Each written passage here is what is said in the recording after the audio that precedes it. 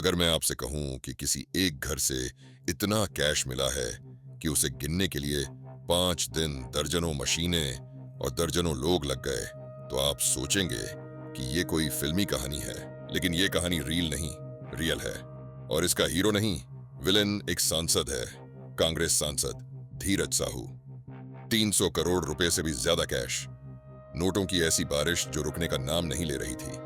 और सवाल सिर्फ एक था, एक सांसद के पास इतनी नकदी कहां से आई? इनकम टैक्स की सबसे बड़ी रेड्स में से एक।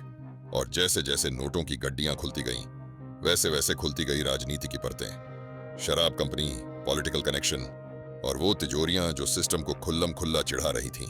लेकिन असली सवाल ये है, क्या ये सिर्फ एक रेड थी या फिर एक बड़ी साजिश का हिस्सा? और क्या सच में सत्ता में बैठे लोग ही देश की सबसे बड़ी टैक्स चोरी के मास्टरमाइंड हैं?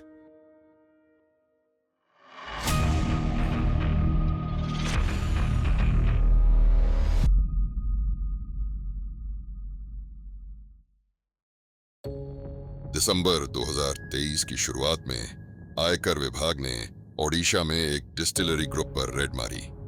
ये कोई मामूली रेड नहीं थी। जैसे जैसे बैग खुलते गए, नोटों के बंडल निकलते गए।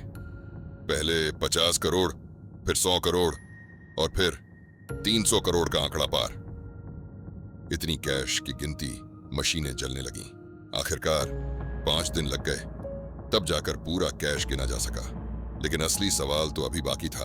इसका मालिक कौन? जैसे ही जांच आगे बढ़ी, नाम सामने आया।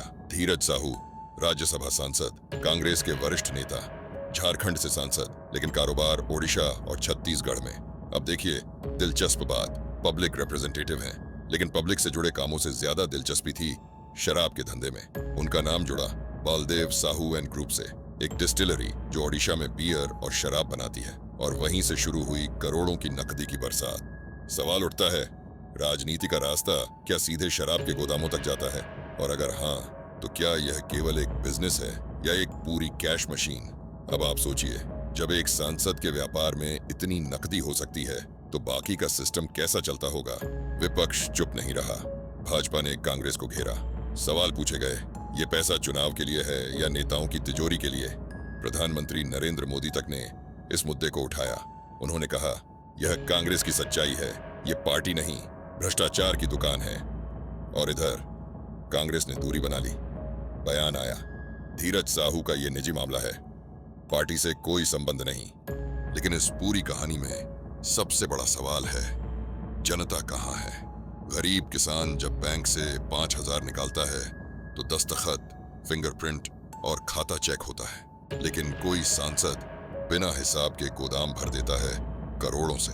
क्या ये सिस्टम फेल हो गया है या सिस्टम कभी हमारे लिए था ही नहीं? आइए जरा सोचते हैं, अगर ये 300 करोड़ गरीबों के इलाज पर लगते, बच्चों की स्कूल पर लगते, सड़कों पर, राशन पर, कितने जिंदगियां बदल सकती थीं। लेकिन अफसोस, इस पैसे ने सिर्फ दिखाया सिस्टम का दोहरा चेहरा। एक आम आदमी के लिए नोटबंदी और एक नेता के लिए नोटों की बाढ़। और ये कोई भारत तक सीमित मामला नहीं है। दुनिया में ऐसे कई केस हुए हैं, चाहे वो पनामा पेपर्स हो या स्विस बैंक में छुपे खजाने। फर्क बस इतना है कि कुछ जगहों पर जवाबदेही होती है और कुछ जगहों पर जश्न मनता है पकड़ से बच जाने का।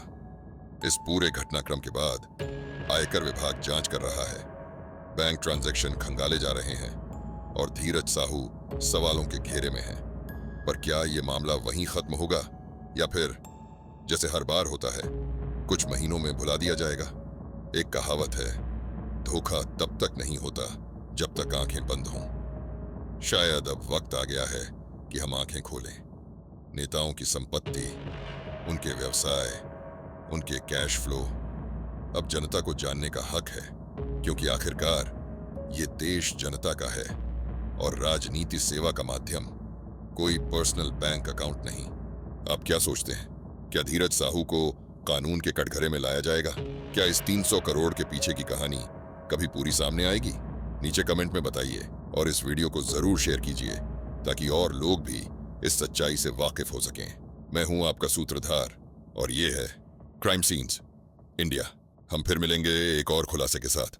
तब तक जागते रहिए, सोचते रहिए।